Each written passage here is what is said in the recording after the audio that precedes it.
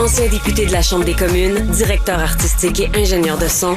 Avec Pierre Nantel, entendez l'actualité. Sans fausse note. On est chanceux au Québec parce que souvent, on est très médiatisé. Hein? On se parle, on a des journaux, des radios, des télévisions et on a incarné certaines de nos causes. Et on va parler avec quelqu'un qui incarne la cause de la lutte contre le sida, le docteur, médecin, président fondateur de la clinique médicale L'Actuel, Régent Thomas. Bonjour, docteur Thomas. Bonjour. Bonjour, très heureux de vous parler. C'est à quelqu'un qui personnifie cette grande bataille-là depuis tant d'années, c'est vous. Aujourd'hui, vous avez le sentiment qu'il y a des solutions qui sont disponibles, mais qui sont toujours trop difficiles d'accès.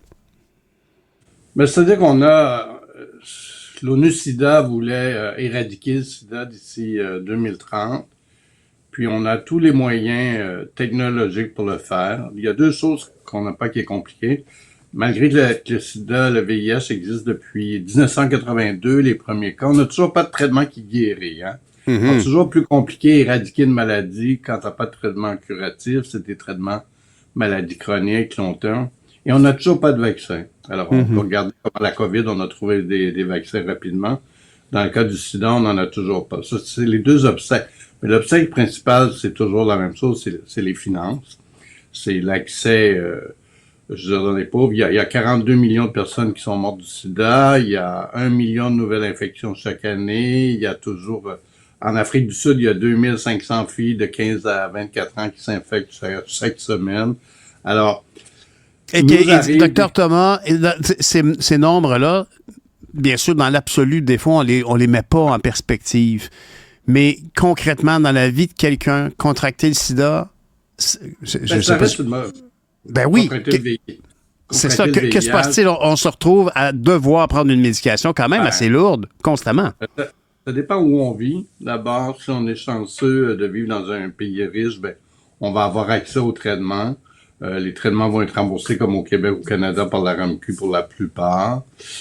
Et on va vivre avec une maladie chronique. Ça reste quand même une mauvaise nouvelle. Moi, je peux vous dire que j'ai encore à l'occasion des cas des jeunes qui ont contracté le VIH, ça reste une mauvaise nouvelle. Leur vie va être bouleversée. Qu'est-ce qui sera ma vie amoureuse? Est-ce que mon travail, je peux faire n'importe quoi? Puis les personnes qui vieillissent avec le VIH, ben ils ont plus de complications que les personnes qui ne vieillissent pas avec le VIH. Je trouve ça important, Dr. Thomas, que vous le spécifiez. C'est-à-dire que aujourd'hui, quand on a accès à la médication, on n'en meurt pas. Mais quand même, c'est une condition chronique qui a quoi pour conséquence? Disons, un homme de 45 ans qui attrape, je cherche le mot juste, je m'excuse. Oui. Alors, se retrouve avec le VIH, ultimement... Vous haïs le mot attrape. Je vous comprends. Vous êtes tellement là depuis longtemps, Dr. Thomas. Et moi, je me souviens, j'étais devant vous derrière la console au studio Victor en 93, si je me trompe pas, pour Au nom de l'amour. Ben oui.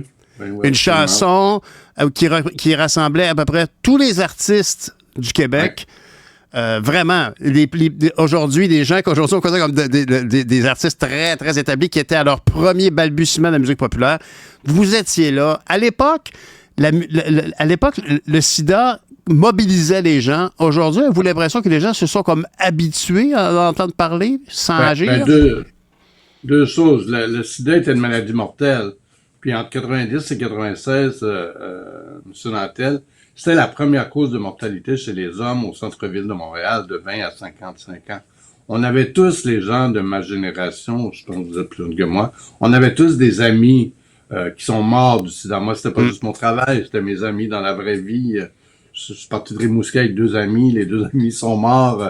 On était tous, on se promenait dans le village gay, qui à l'époque était un village quand même plus accueillant.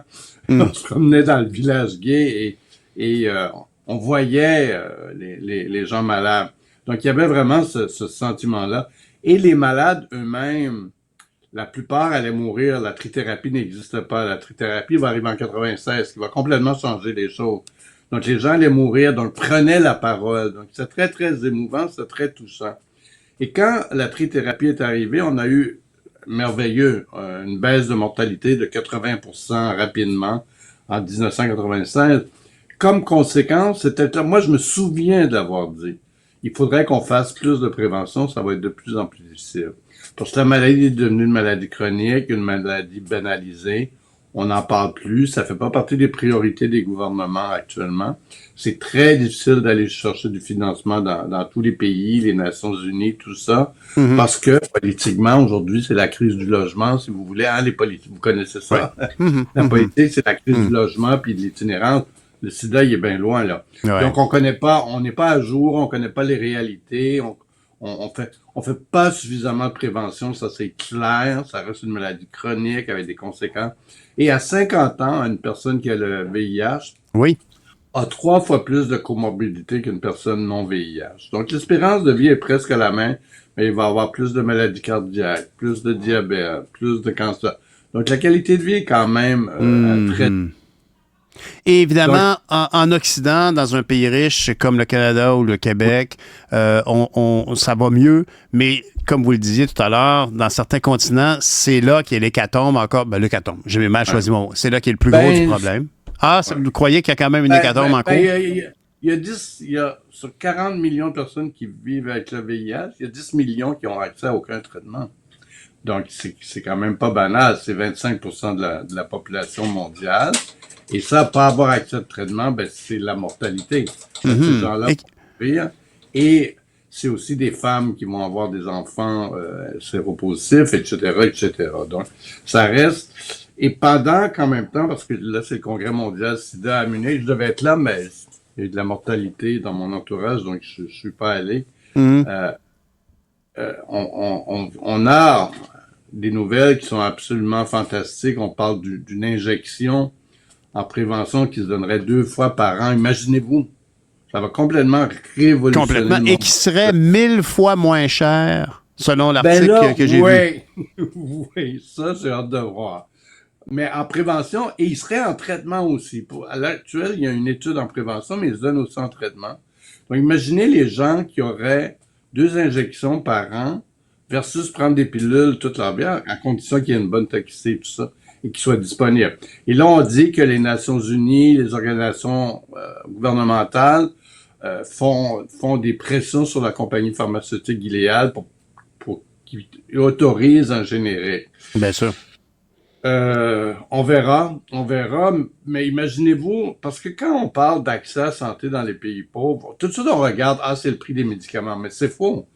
Souvent, c'est pas le prix des médicaments, c'est la pénurie d'infirmières. C'est l'administration. L'administration, la pénurie de personnel, de soins. C'est pas juste de prendre une pilule, avoir le VIH, c'est de passer des tests, des bilans sanguins. Souvent, les gens vivent dans des régions loin des grandes villes. Alors, si on avait des traitements 2 fois par année, ça serait fantastique. Mais dites-moi, quand on évoque un générique, quand même, pour une compagnie pharmaceutique qui a les brevets, qui a inventé le médicament, puis qui vend... Moi, je fais de l'asthme, je connais parfaitement là, le prix d'un médicament d'origine et le prix de sa copie, qui est généralement la moitié, puis ça pourrait être beaucoup moins si j'ai bien compris. Est-ce que quand la compagnie en question qui donne son brevet pour faire du générique, elle continue de faire de l'argent quand même? C'est complexe, hein? C'est vraiment, vraiment très complexe. Puis même moi qui est là-dedans depuis 40 ans, c'est pas toujours clair. Je sais même pas quel prix vend Gilead ou une autre compagnie vend au gouvernement du Québec versus à la pharmacie. Okay. Il y a des choses qu'on ne sait pas. Mais c'est eux qui mènent, qui runnent le show quand même. C'est eux qui mènent la partie, là. Oui, mais le problème, M. Nantel, puis les pharmaceutiques, on leur a laissé la recherche. Il n'y a plus de recherche fondamentale, il n'y a plus d'expertise dans les gouvernements, effectivement. Le Fonds québécois de recherche sur le sida a été, un fonds qui est depuis 30 ans, a été annulé cette année. C'est de quoi qu'on... Donc, si on laisse la recherche aux pharmaceutiques qui investissent des milliards, ben nous, on investit dans les batteries pendant ce temps-là, puis on investit dans les avions, mais on laisse la recherche aux pharmaceutiques. Oui, effectivement. On leur installe des usines à Blue Bonnet. Monsieur Thomas, dites-moi, en terminant, vous, là, vous êtes là-dessus depuis toujours. Vous incarnez vraiment l'information auprès des... Est-ce que vous avez une équipe autour de vous? pour prendre le relève. À un moment donné, vous allez vouloir aller jouer au golf aussi? Non, ça m'intéresse pas du tout. Soyons clairs. OK. Bon, ben d'abord, on vous souhaite bonne santé, M. Thomas. Puis on se reparle. On est chanceux de vous avoir. Le défi, c'est la relève. Ben oui. Des jeunes médecins. Oui. Bon. Ben écoutez, on voit partout. En tout cas, c'est pas parce que vous n'êtes pas une personne inspirante, ça c'est certain. Monsieur Thomas, merci beaucoup pour tout ce que vous avez fait pendant toutes ces années-là, nous maintenir informés sur des enjeux qui nous apparaissent souvent lointains, tant au niveau de notre réalité que même d'un continent où il y a 10 millions de personnes qui vont le contracter. Merci beaucoup, Monsieur Thomas. Merci. Régent Thomas, qui est médecin et président fondateur de la clinique médicale L'Actuelle.